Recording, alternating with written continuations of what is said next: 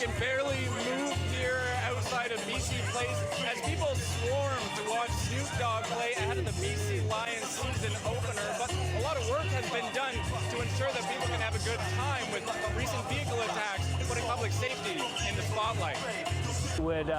It's pretty much impossible to get in here. Apprehension about coming out and being in a large crowd rising after April's Lapu Lapu Day tragedy, which saw 11 people killed and dozens more injured when a car sped through the Filipino Street Festival, and then stoked again when a car drove into the Pacific Coliseum during a Cirque du Soleil performance on Thursday night. The evidence of lessons learned on display outside of BC Place, with the city deploying its new mobile barriers meant to prevent cars from accessing the crowd of tens of thousands of people.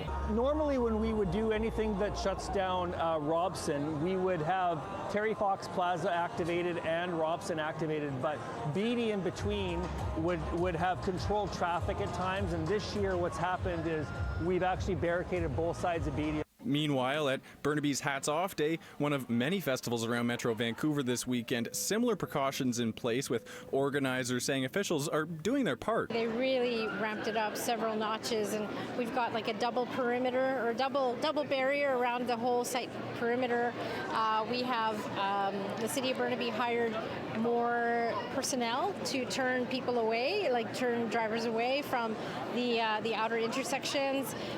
They also have the RCMP keeping a closer watch on things. The VPD promising 300 extra officers on patrol for this weekend, but also saying there's only so much that they can do. We can't cage the city up. We can't bubble wrap people. It's not reasonable or practical to put a police officer on every corner. People don't want to see that. We can only worry about the things that we can control. Melissa DiGenova, with Sunday's Italian Day on the Drive, which spans 14 blocks of Commercial Drive, expects 300,000 people to show up in spite of those apprehensions. We can't live in fear.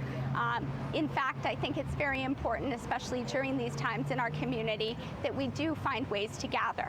DiGenova added that since 2019, the festival's safety spending has quadrupled, now taking up a quarter of the budget, but that it's a small price to pay for peace of mind.